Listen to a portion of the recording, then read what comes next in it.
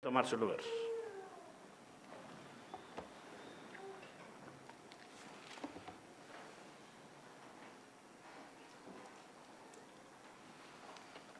Oremos a nuestro Dios.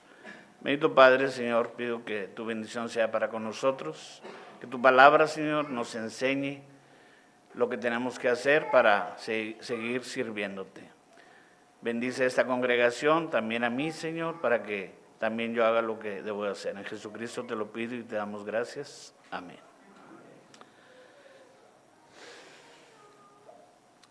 Actualmente, en estos días, se ha estado manejando ahí mucha publicidad de un evento mundial que va a suceder en 3 países de América: Canadá, Estados Unidos y México. Hace casi 200 años, un varón dejó su tierra y viajó cruzando el mar, el océano Atlántico, llegó a Canadá y empezó a predicar el evangelio. Después pasó a Estados Unidos, predicó el evangelio en varios estados, entre ellos Maryland, y por si ustedes no lo saben, ese estado era el estado más católico de Estados Unidos de aquella época, cuando estaban las 13 colonias. Maryland es tierra de María. Después de alrededor de 25 o 30 años, fue viajando hacia el sur hasta llegar a la frontera con México,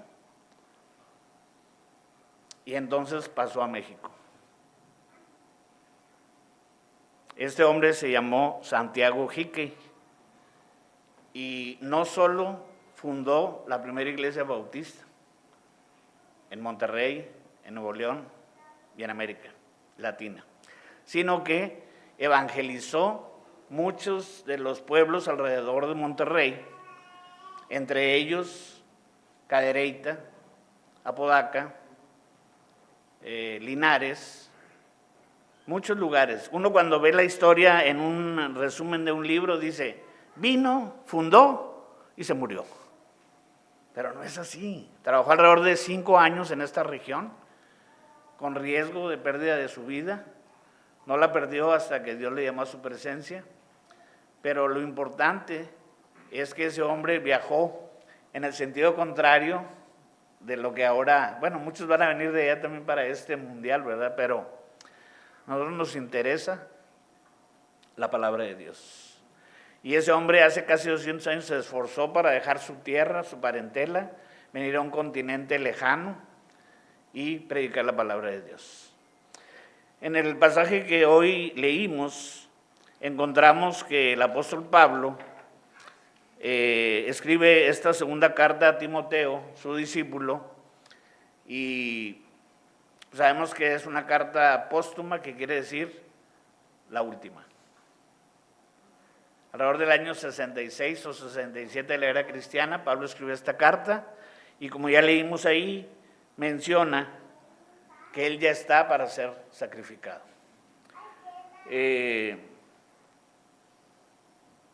Un poco más adelante del pasaje, parte que no leímos, dice: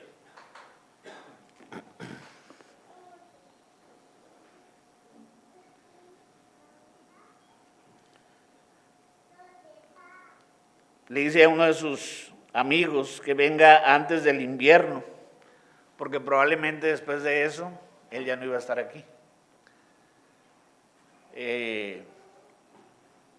Yo tengo una consideración por aquí. También la palabra de Dios nos dice, en la segunda carta de Pedro, Pedro dice que el Señor le dice que ya pronto va a dejar este cuerpo.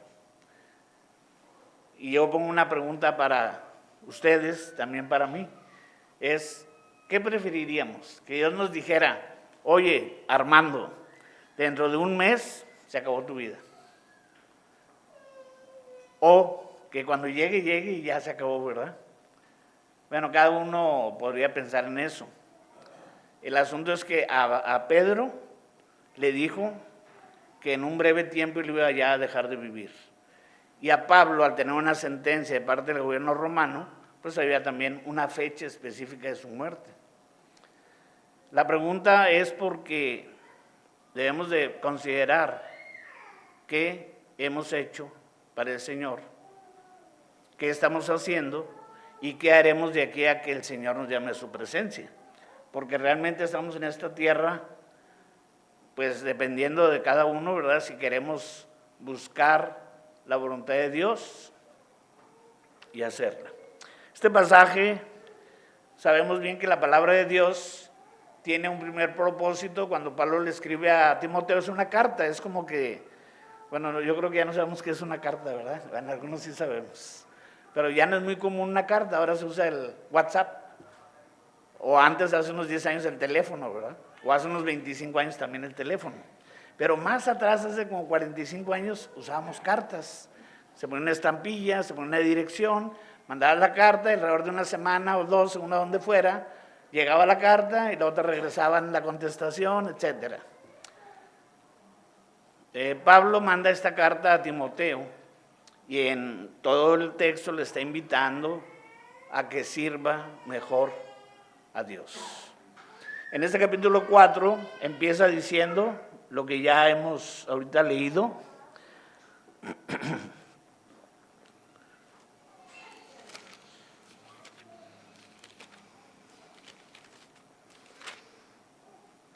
Dice: te encarezco delante de Dios y del Señor Jesucristo, que juzgará a los vivos y a los muertos en su manifestación y en su reino, que prediques la palabra. Eso dice el pasaje.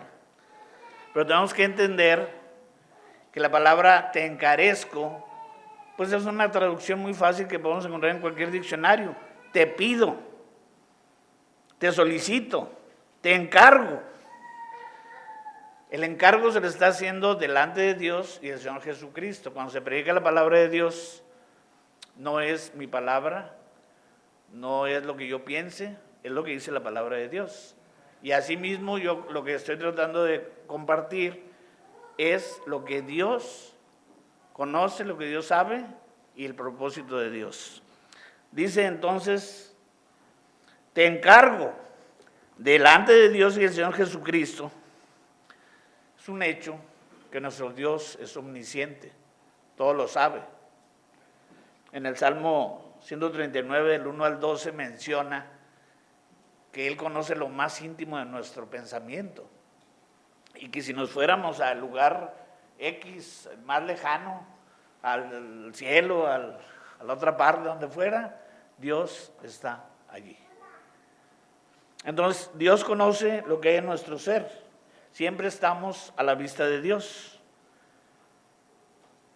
Y luego dice aquí el mismo versículo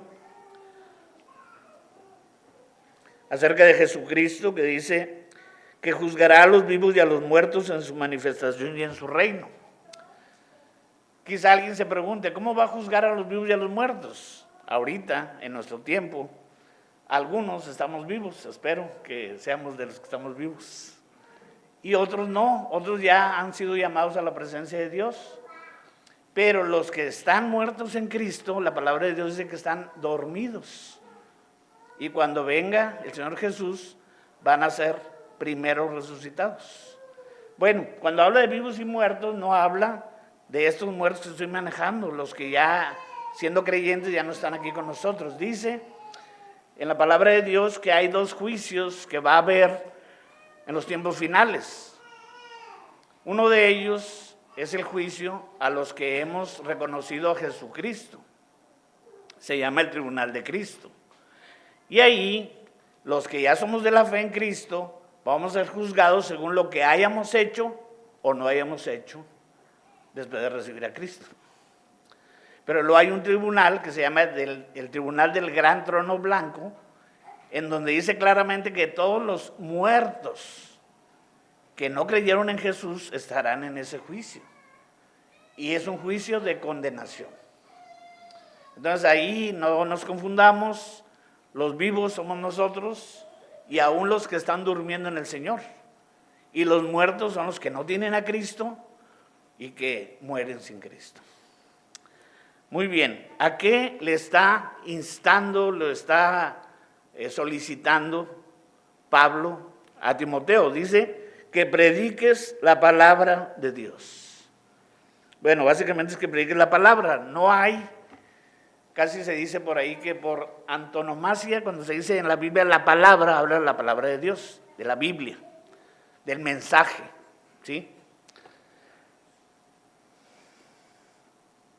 Que prediques la palabra. No pensemos que alguno de nosotros tiene que prepararse en un seminario para poder predicar la palabra. Claro que si alguien lo está haciendo o lo quiere hacer, hágalo. Pero desde el momento en que recibimos a Jesucristo y recibimos el perdón, ya podemos compartir con alguien que Cristo nos salvó, que Cristo vino a la tierra para darnos salvación. Eso es evangelizar, eso es predicar. Es importante que consideremos si las personas que están en nuestro mundo, cuando no estamos aquí en el templo, ya sea en la escuela, en el trabajo, los vecinos, con quien nos movemos, sepan que somos creyentes de Jesús. Yo cuando era joven quería tener una camiseta y ponerle ahí, yo soy cristiano. Y empecé a ponerle, amo a Cristo. Nada, se me acabó la tinta. Y decía, amo a Cristo. Se me acabó para la olla, no la pude poner. Y un muchacho tenía una novia que se llamaba Cristina. Oye, ¿qué es el letrero? ¿Qué? Pues me faltó la O. Bueno. Yo pensé que iba a poner, amo a Cristina, ¿verdad? No, era todavía malo para administrar los colores y las tintas. No tenemos que hacer un letrero. También yo pensé, voy a correr en un maratón y voy a ponerme una gorra que diga, Cristo te ama. Y ahí voy a andar, es un sueño que tengo, todavía no lo he podido cumplir. Pero no es que tengamos un letrero aquí o acá o en alguna parte, no. Tu vida debe hablar, tus acciones deben de hablar más fuerte que lo que tú digas. Si tú dices, oye, yo soy cristiano, pues si haces lo mismo que yo, podría pasar. Y es importante que se note, que la gente se dé cuenta, que nosotros no hacemos lo mismo que hacen ellos. ¿Por qué no dices palabras malsonantes? ¿Por qué eres respetuoso con las damas? ¿Por qué? Bueno, entran esas preguntas porque uno actúa diferente a el que no tiene a Cristo. Entonces, cuando vamos a predicar la palabra, cuando Pablo le dice a Timoteo y a cada uno de nosotros que prediquemos la palabra, se refiere a que hablemos del mensaje del Señor Jesús.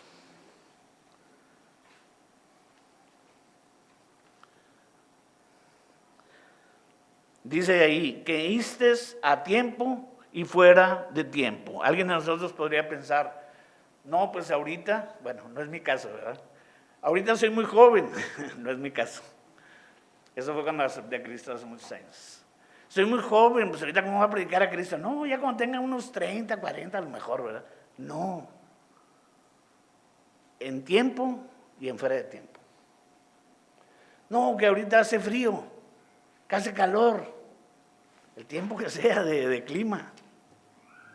Es que estoy estudiando. ¿Estás estudiando o no estás estudiando? ¿Estás trabajando o no estás trabajando? Comparte de la fe en Cristo.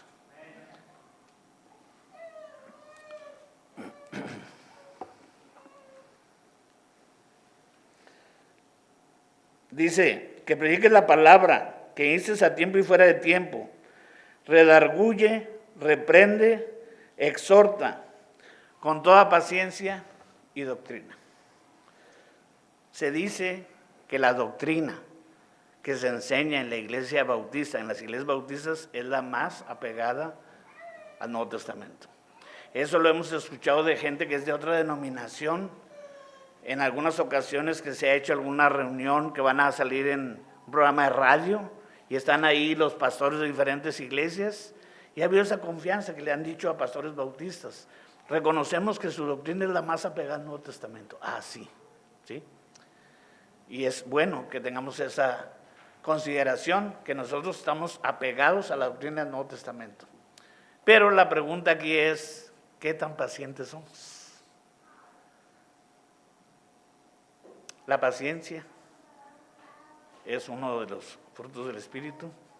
Y decimos, Dios, quiero paciencia, pero ya. Salmo 40 dice, pacientemente esperé a Jehová.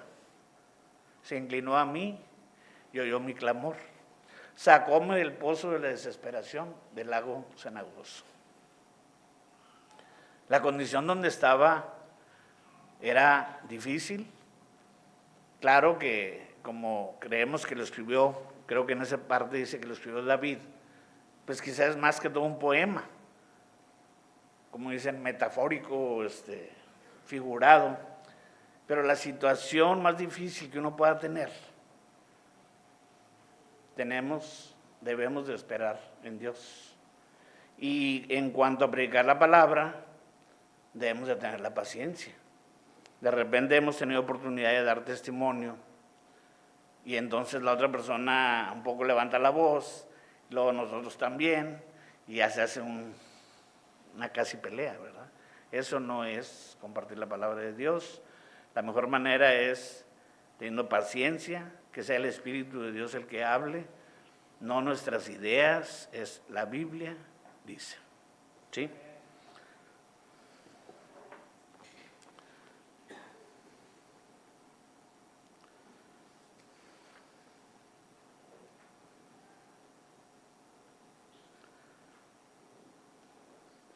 Cuando dice redarguye, habla de convencer. Pero tenemos que convencer, número 1, como en testimonio, número 2, con la palabra de Dios directamente. Dice, reprende, poner en evidencia. Hace rato que llegué a la casa, nada más unos minutos, prendí la televisión y estaba el canal local de aquí, una actividad de una iglesia muy grande y muy populosa, y dice la persona que está ahí, dice, nosotros seguimos la palabra de Dios. Yo, vámonos, ya se convirtieron. Pero no, fingen que siguen la palabra de Dios. Ahora, yo lo estoy juzgando, pero ¿qué tal si nosotros también somos juzgados? Y dicen, no, esos que van a esa iglesia fingen que son cristianos. Por eso es importante que vivamos una vida que honra a Dios y que donde estemos la gente diga, esa persona es diferente, aunque no sepa que somos cristianos, ¿verdad?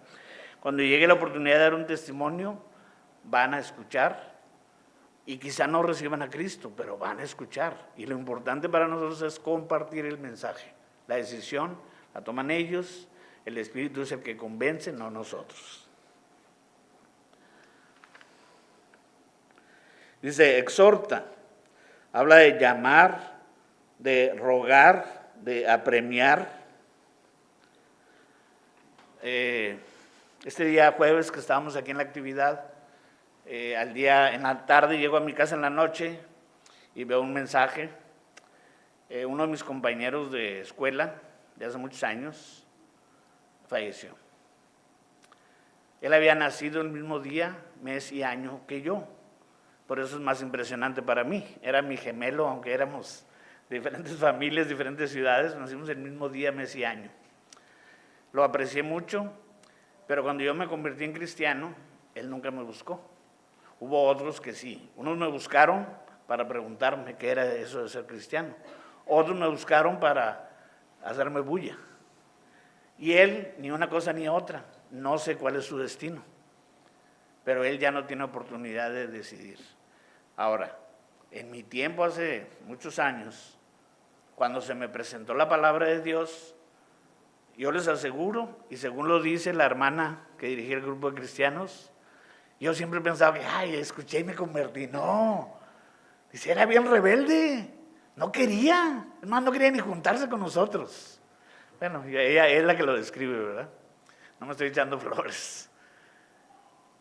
Una vez me atraparon en un salón y ya no me pude escapar porque estaba haciendo un trabajo y ellos tuvieron su reunión y yo, ya que acaben, ya que se vayan.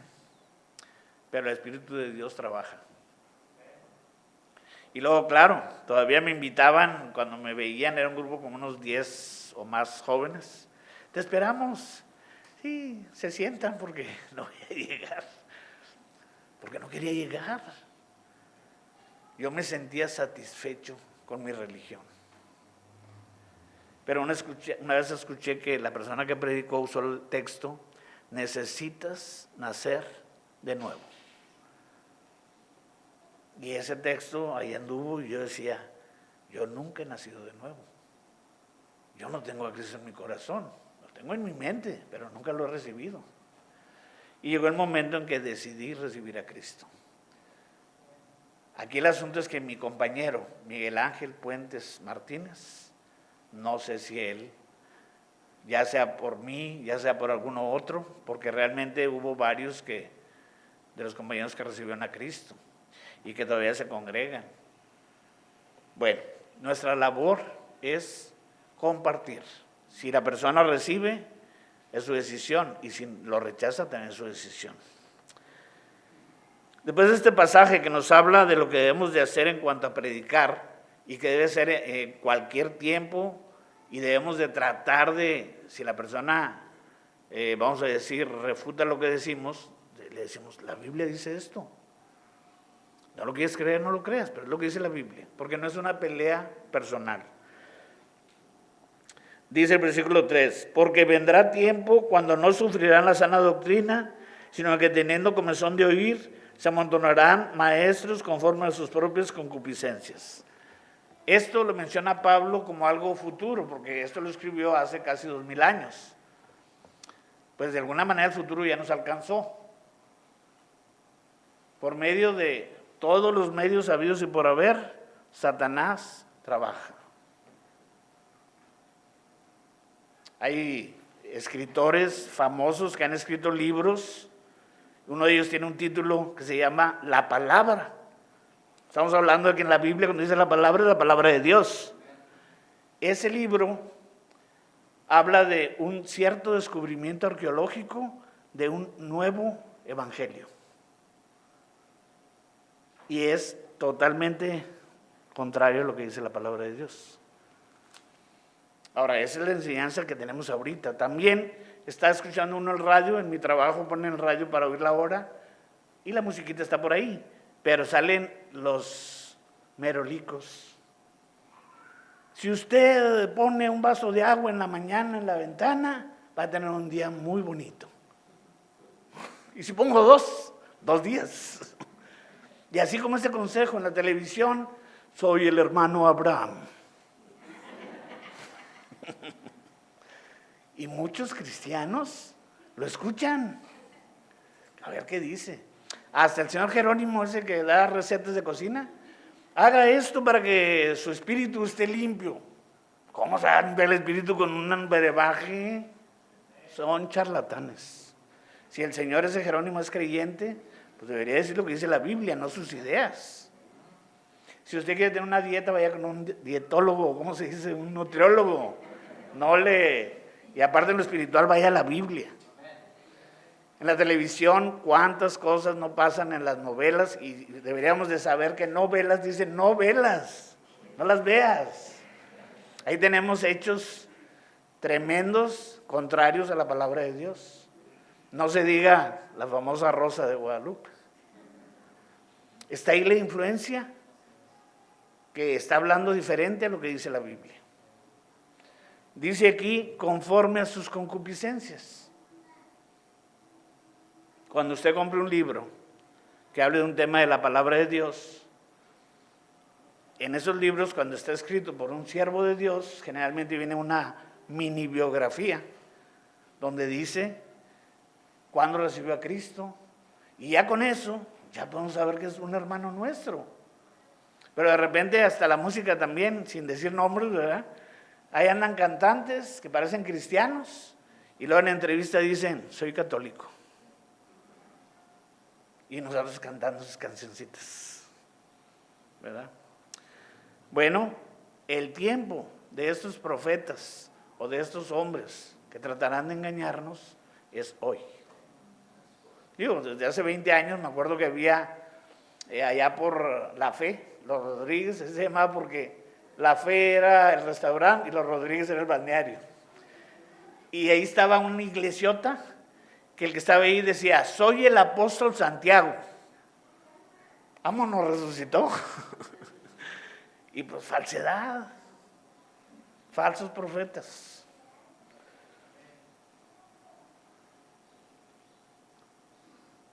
Dice la parte final de ese versículo 3, perdón, el 4, 2 riesgos de escuchar a esos profetas falsos. Y apartarán de la verdad el oído y se volverán a las fábulas. Yo no sé mucho de fábulas ni nada de eso, pero recuerdo mucho que como en mi clase que yo doy sobre la historia, me interesa mucho saber el año en que Jesús nació con respecto a Roma. Me encuentro que el año fue el año 753. Desde que se fundó Roma hasta que nació Cristo, pasaron 753 años, según ahí alguna cronología. Pero si leemos cómo se fundó Roma, resulta que a 2 niños los dejaron en el bosque y una loba los amamantó, Rómulo y Remo, y ellos fueron los primeros pobladores de Roma y bla, bla, bla, bla. Es una fábula. Un lobo se va a comer a un niño y se acabó. Andan dándole a comer, ¿verdad? Y hay miles de fábulas que tienen que ver con la fe. Y a veces son cosas que no tienen que ver con la fe, pero nos desvían, ¿sí? Muy bien, debemos de buscar solo la Biblia para poder edificarnos. Si usted quiere escuchar o le toca estar escuchando ahí la televisión y sale ese Abraham o no sé cómo se llame, pues puede escucharlo, pero no le haga caso. Si usted me da su fecha, yo le digo qué enfermedad tiene. Yo a veces le bajo, le cambio, le apago. No quiero escucharlo. Y hasta el noticiero dice ahí abajo, este noticiero no se hace responsable de lo que esta persona diga. O sea, él nos paga y ya con eso que diga lo que quiera. Pero reciben el dinero porque les conviene, ¿verdad? Muy bien, entonces cuidémonos de no ser desviados de lo que es la palabra de Dios. Aún hay revistas, libritos, no sé si conozcan el sistema del Grupo Testigo de Jehová. Imprime libros, miles o millones diariamente, y hay libros muy bonitos. Un librito dice para los jóvenes, ¿cómo vivir una vida plena? Oh, está interesante. Nada más que ahí está la doctrina de los testigos de Jehová. La Biblia nos dice cómo podemos tener una vida plena en Cristo. No necesitamos ir a ese librito ni a ningún otro librito que nos hable lo que la Biblia sí nos dice. Muy bien, concluyendo casi concluyendo. Dice, pero tú sé sobrio en todo. Y luego vienen 3 consejos. Es obvio que la palabra sobrio tiene que ver con no estar bajo los influjos de alguna bebida embriagante. Y el cristiano no debería de estar nunca bajo ese efecto. Yo antes de ser cristiano visitaba una empresa que está ahí en la Avenida Universidad, donde te regalan un vasote así lleno de un líquido espumoso. Y iba, lo regalaban, pero cuando recibí a Cristo y volví a ir, no lo pude pasar. No sé por qué, yo todavía no iba a una iglesia donde me hubieran dicho lo que dice la Biblia, pero ese licor o esa cerveza no pudo pasar a mi cuerpo. Ahora, no todos tienen ese privilegio o esa situación, y algunos sí tienen que estar batallando porque, dice mi hermano Paco allá en Monte Sinaí, unas heladas, unas frías. Digo, hermano, no estás dando tentación. Parece que te está promocionando.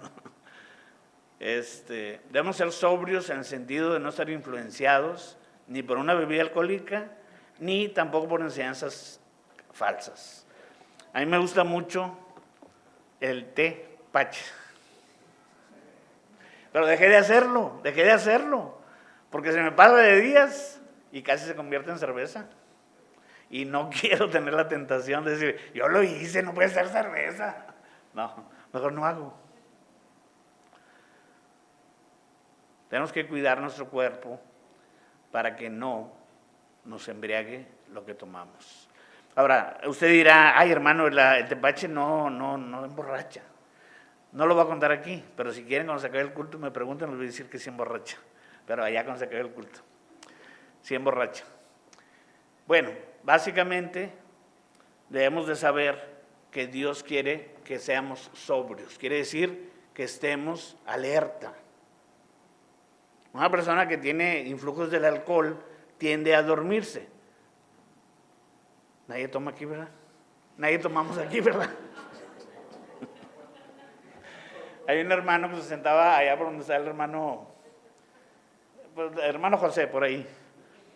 Y siempre estaba durmiendo. Yo, que tenerle hermano, trabaja mucho, ¿qué? No, hermano, me dijo el doctor que tiene una enfermedad que se llama narcolepsia, ¿o? ¿Sí? Yo te voy a decir eso.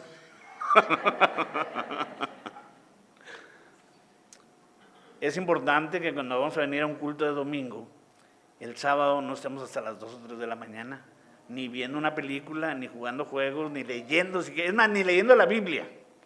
Porque entonces vamos a tener barra y decir, es que estuve leyendo la Biblia y aquí todo dormido. Dios quiere que estemos aquí atentos, porque la palabra de Dios puede ser para nosotros la que se está predicando. Y resulta que estaba dormido y que no escuché. Es más, claro que es una exageración, pero cuando el Señor nos llame no vamos a poder eludir el llamado. Pero cuando diga, Armando Palacios, yo, levántate, vámonos. Cuando nos hable tenemos que decir presente. Pero tenemos que estar atentos a la voz de Dios. Dice entonces aquí, soporta las aflicciones, haz obra de evangelista y cumple tu ministerio. Muy sencillo. Soporta las aflicciones. Ya se ha dicho que la vida en Cristo, aunque hay un canto muy bonito que dice que la vida en Cristo es muy hermosa, sí es muy hermosa, pero a veces vamos a enfrentar situaciones complicadas. Enfermedad, muerte, falta de trabajo, choques, muchas cosas. Alguien dijo, oye, es que choqué y en la iglesia no me ayudaron, y a lo mejor ya no voy a la iglesia. ¿Dónde dice la Biblia que la iglesia es para ayudar cuando alguien choque? Cómprese un seguro, por cierto. Si tiene un carro, cómprese un seguro. El seguro lo va a proteger, no necesita que la iglesia le pague. Estas aflicciones pueden ser reales y también pueden ser imaginarias. ¿No les ha pasado que alguien no les habla? Y si ustedes lo buscan, dice, es que una vez me despreciaste. ¿Cuándo? Pues ni me di cuenta. Es que una vez no me saludaste. Yo les sugiero que no seamos de piel delgadita. Si alguien no nos saluda, no pasa nada. Usted vaya y salúdelo. Y si usted le saluda y no le quiere saludar, pues es él el que se pierde la bendición. Una ocasión yo perdí la amistad de mis amigos ahí en la iglesia. Se enojaron conmigo, ya no me querían hablar. Y yo me sentía solo, estaba ahí en la iglesia solo. Dije, ya sé, cuando venga un visitante, yo lo voy a abordar, voy a estar con él, le voy a presentar la Biblia. Si vieran cuántas bendiciones recibí. Pero luego después mis 3 amiguitos, vente hombre, vente, te perdonamos. No, ya no los quiero. Conocí a un varón que jugaba béisbol profesional y él me escribió una carta donde dice, hermanito, he decidido servir al Señor en el ministerio. Bendiciones. Las aflicciones pueden ser temporales y pueden ser continuas. Algunas personas pierden parte de su funcionamiento normal.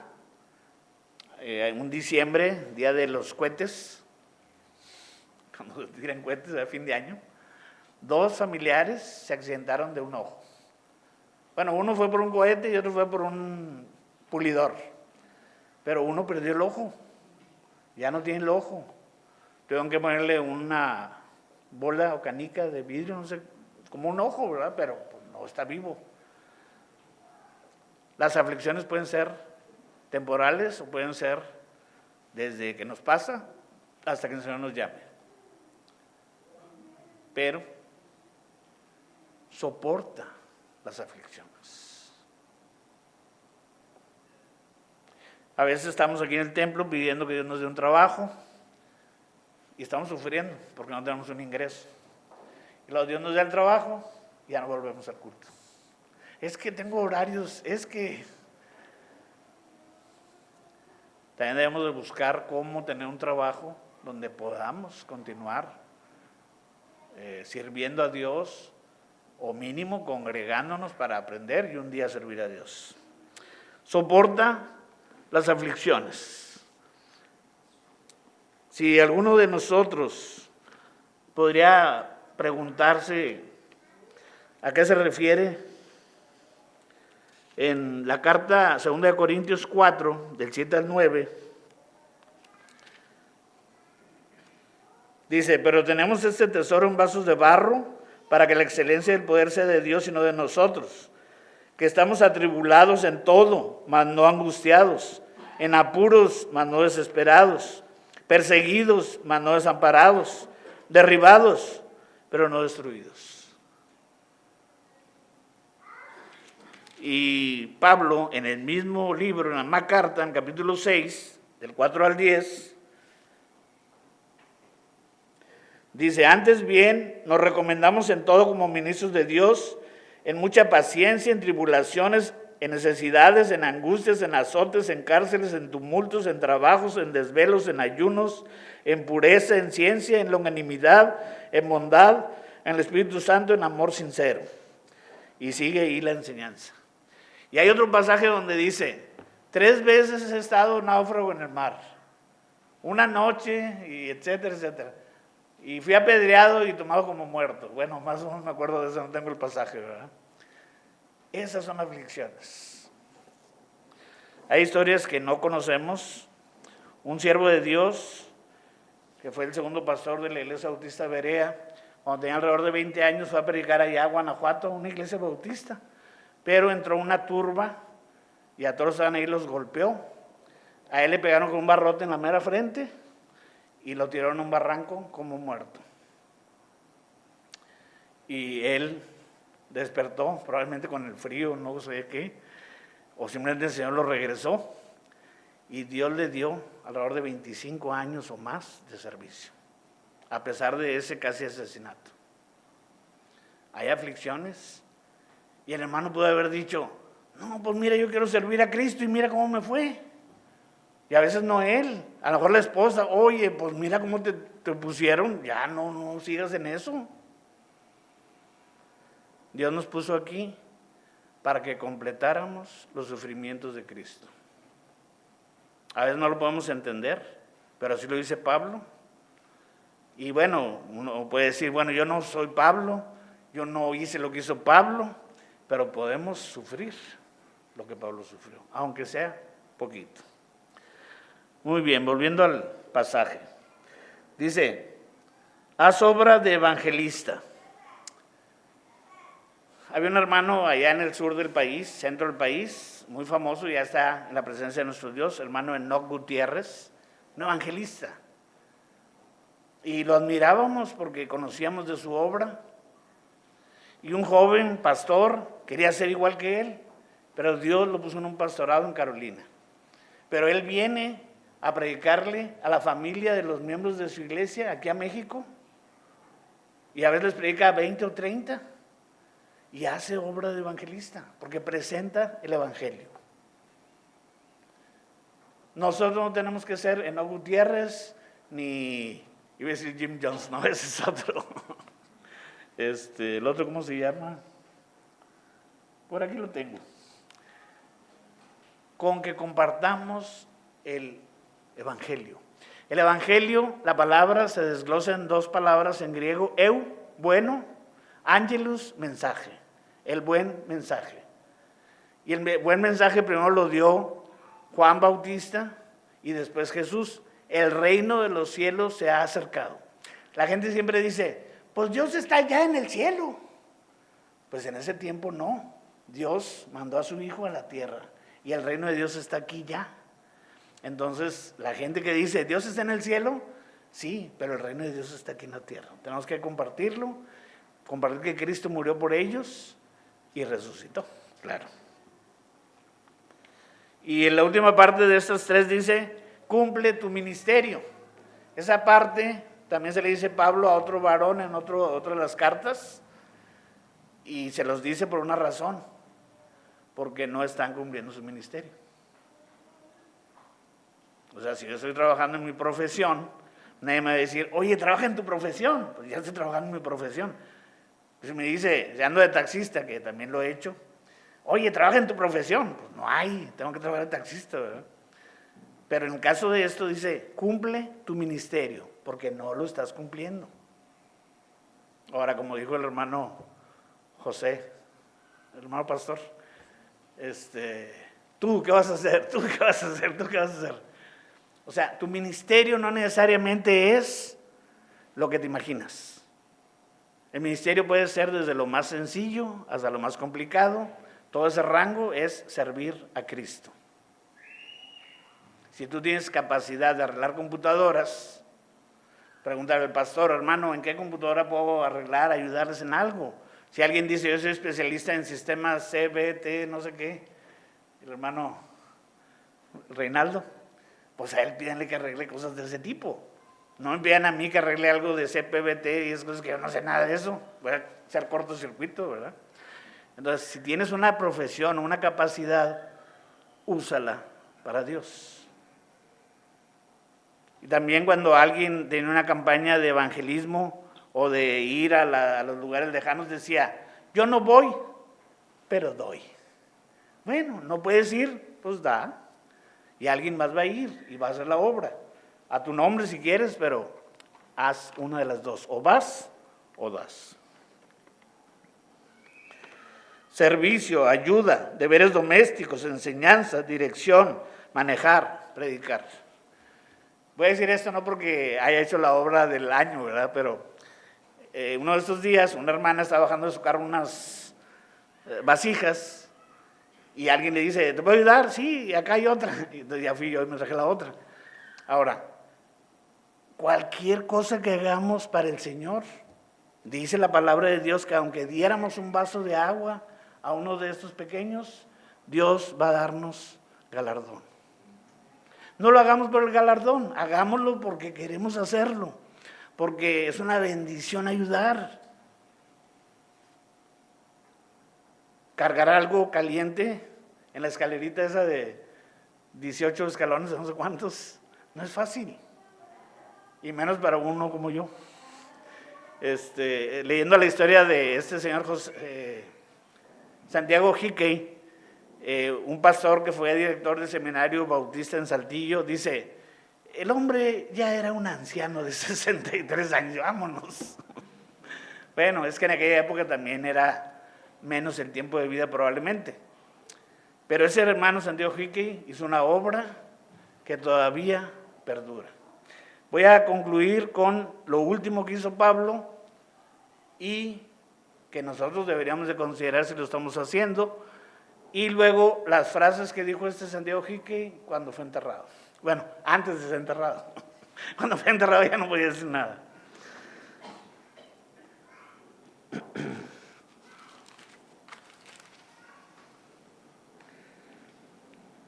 Pablo dice, he peleado la buena batalla.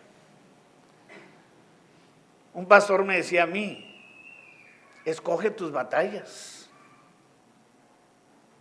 No agarres todas las batallas que se te enfrenten. Tú di, esta no, esta sí, esta no, esta sí. La buena batalla realmente es la vida que tenemos. ¿Estamos sirviendo a Cristo? ¿Estamos haciendo algo para su honra? Podemos decir, he peleado la buena batalla. Dice, he acabado la carrera. Cuando uno entra a la universidad, uno no piensa y no sabe si va a salir completo con la carrera. porque son 5 años a veces bastante difíciles. Y uno dice, bueno, pues ya entré, ya perdí, estoy aquí, ¿verdad? Pero tienes que esforzarte para poder terminar una carrera que hayas estudiado. Cuando Pablo dice que ha terminado la carrera o ha acabado la carrera, él ya hizo el trabajo que Dios le encomendó. Y nosotros ahora estamos esperando, perdón que lo diga, cuando me jubile, voy a servir a Cristo.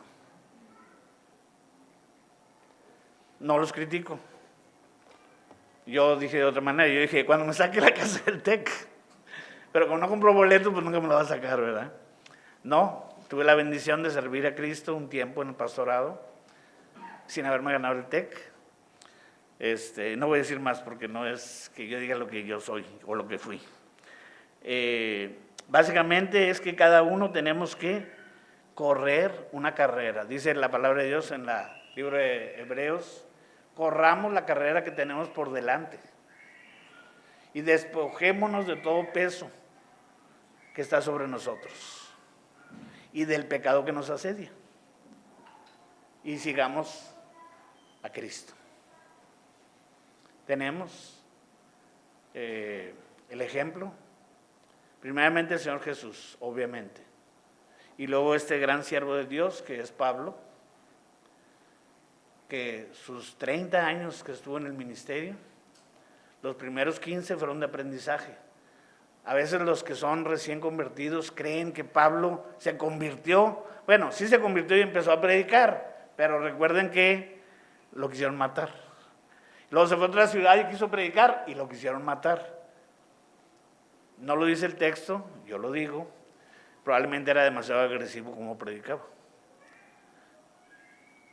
Cuando se fue a Tarso y después fue Bernabé por él y lo llevó a Antioquía y sirvieron a Dios un año ahí juntos, esos 15 años o los años que fueron, ya Pablo había entendido cómo lo podía usar el Señor.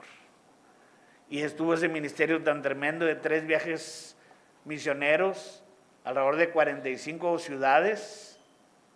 Y claro, también trataron de matarlo porque el mensaje de Dios, el mensaje del Evangelio es agresivo, porque así es. La gente no quiere dejar su pecado y no quisiera oír lo que está oyendo, que Cristo murió por él. Y por eso hay agresión. Pero a veces somos fuertes, ¿verdad? Bueno, como dije que no iba a hablar de mí, ya no voy a decir nada de mí. He guardado la fe. Y un hermano que predicaba decía, no guardes tu fe en la bolsa, no la guardes en un cofre, no la guardes en el sótano de tu casa. Guardar la fe quiere decir honrar la fe. Que la gente sepa que eres un creyente, un servidor de Cristo. Bueno, para concluir ya. El hombre que les dije que viajó desde Inglaterra, más bien desde Irlanda hasta Canadá, y después a Estados Unidos, después a México, cuando estaba sintiéndose ya mal, pidió ir a su casa o a su lugar allá en Brownsville, Texas, y dijo, quiero que me entierren aquí, porque quiero estar viendo, obviamente cuando uno muere ya no va a estar viendo, pero eso es una buena idea. Quiero estar viendo la tierra prometida, que ahora es México. Hace 160 años aproximadamente llegó el Evangelio a nuestro país, gracias a este hombre que era irlandés, que no hablaba español, pero que vendía Biblias, y si no tenían dinero para comprar, se las regalaba, se las explicaba, les evangelizaba. No sé cómo le haría, no sé si él tenía el don de lenguas, de poder hablar español, no sé cómo le hacía. Pero cuando ya pudo tener discípulos, alguno de ellos que también era inglés y hablaba español, fue su ayudante. Y probablemente eso ayudó mucho en su ministerio. Pero este hombre quería estar, cuando muriera, enterrado, de aquel lado del río Bravo, dice, como Moisés, viendo la tierra prometida. Yo espero que cada uno de nosotros pueda considerar que el mensaje que Dios le dio a Pablo para Timoteo también es para cada uno de nosotros. Dios los bendiga.